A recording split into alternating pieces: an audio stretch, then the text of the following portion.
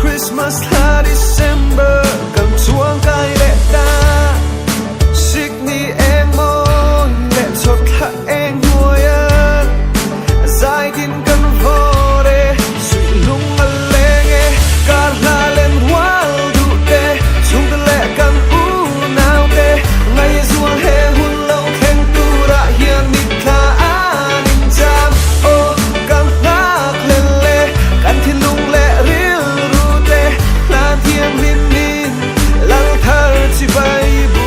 kang mu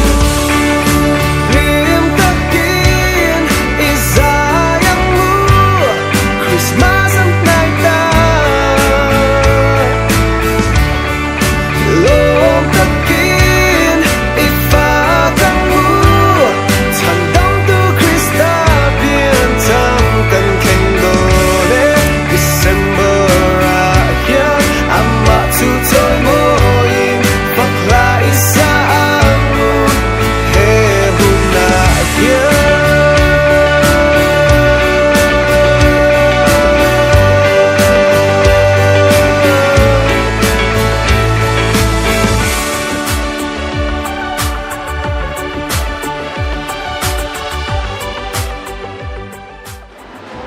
ikan sabu le tuaกันโซ่มาตัวเราโชคตัวริมอันไอ้เป็ดตัวเจ้าเราโชคเท่าแล้วมุหินตัวฟังฟังไม่ยากเอาทีแรกจะไปเที่ยวจนฟ้าจน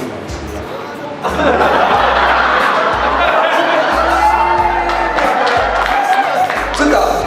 一定要你不做地铁了สมัยนั้นลุงไปเลยกันเต็มมังไงดีอ่ะว่าเป็นโมเป็นส่วนนั้นมิเกลมาดิโลกก็ไม่ได้ดีละมิเกลจะว่าเราจะก็ไม่ได้中餐差别什么了？不是，今年做那个头啊，做为了什么了做啊？是为了老人了。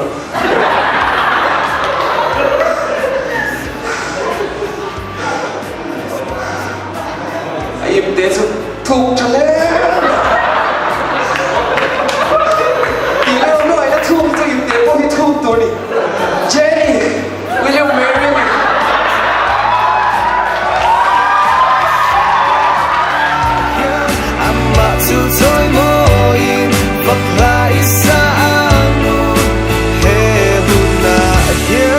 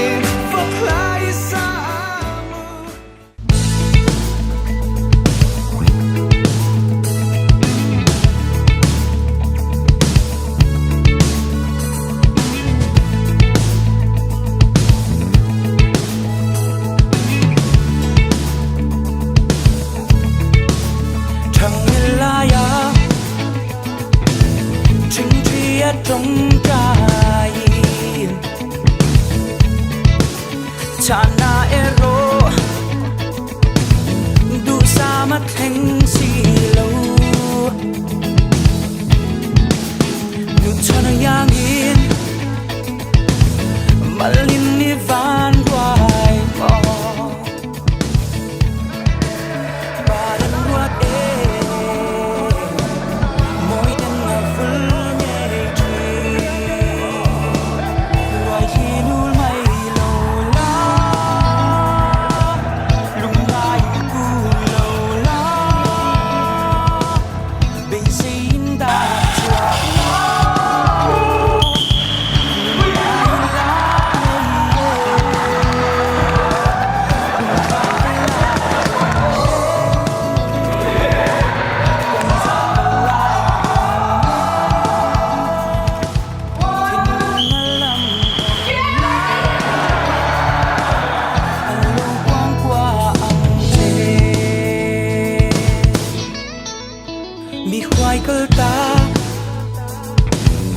khó tur tông lâu ông ngò lấy hậu sắc na tụ sam đông lâu mà sẽ mặt yang ăn số bị say nan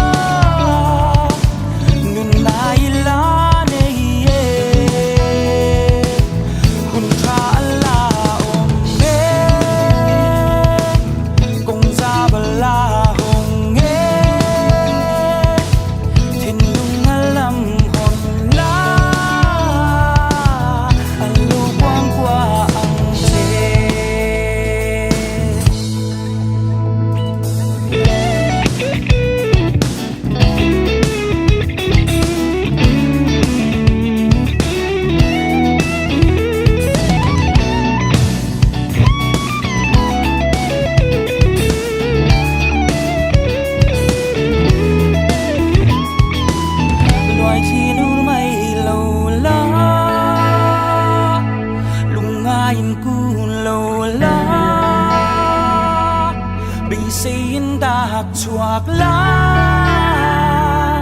nun nai la ne ye hun tra la om ne kong za ba la hong ye tin dung alam hon la alu quang qua ang che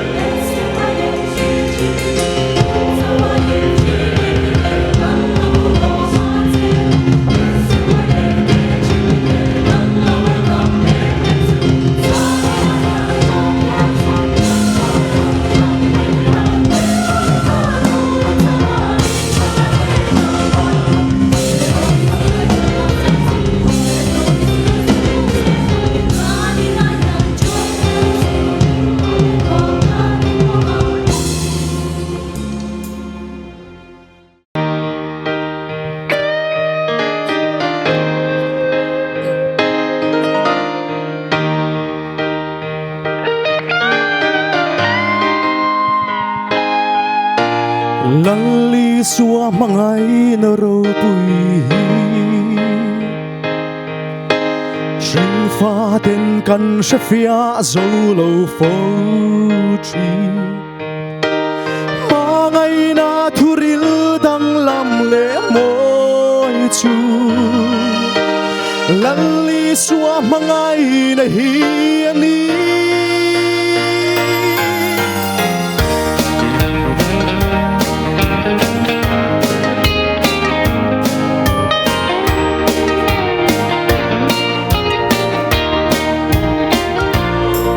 cha vin ni room train mo gay dong in ni chap train mo lali suwa mangai na chuan angak che so du te ngar ngai lo kai luat po om ne mo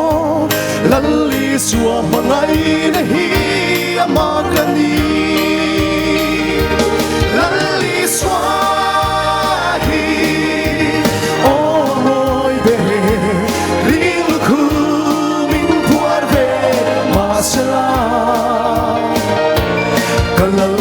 chân tâm tu chú ca phật can cho tuan đi hallelujah đi ca phật can orsom na ka to chang le chak lova ka room chang in lalli suwa mangai na chu atoke malin nom tir ngai lo chan thim po ma nen chuan muang takin ka kal ma ka chian ri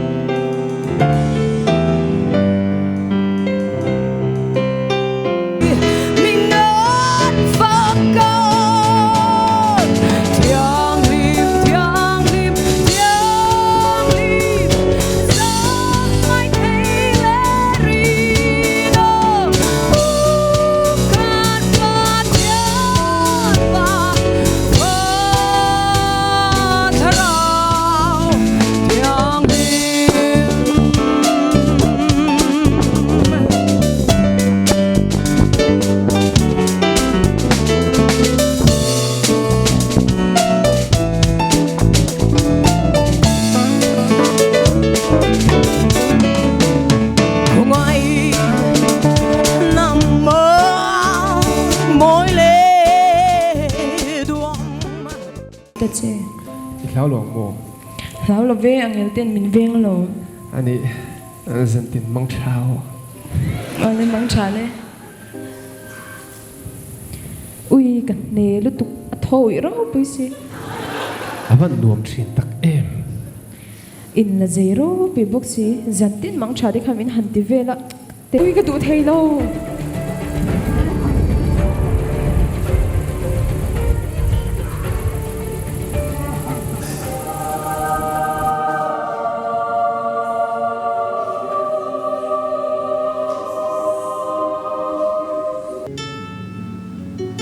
Pathian thu suya zom te hi mi ham tha ani thalai te u in that lai che dula in la no pan viau la hian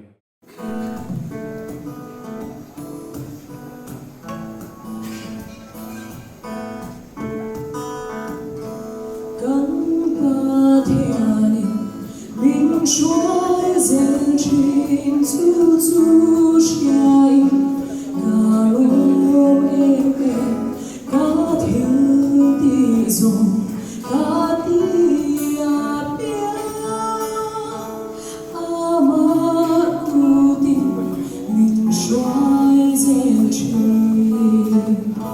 Hãy subscribe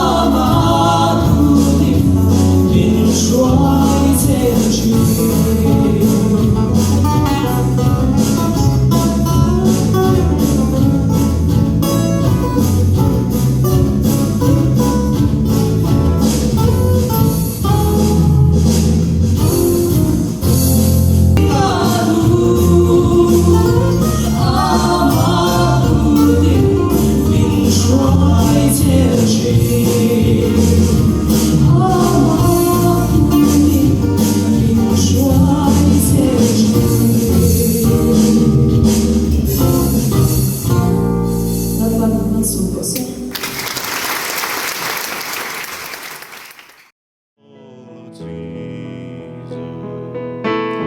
I have decided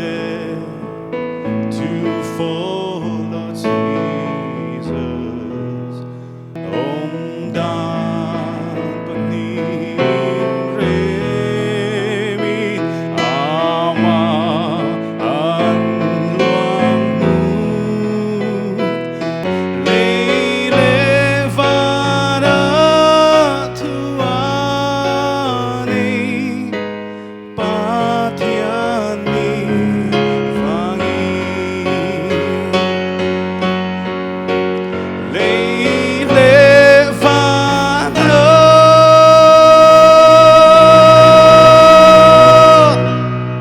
Tuani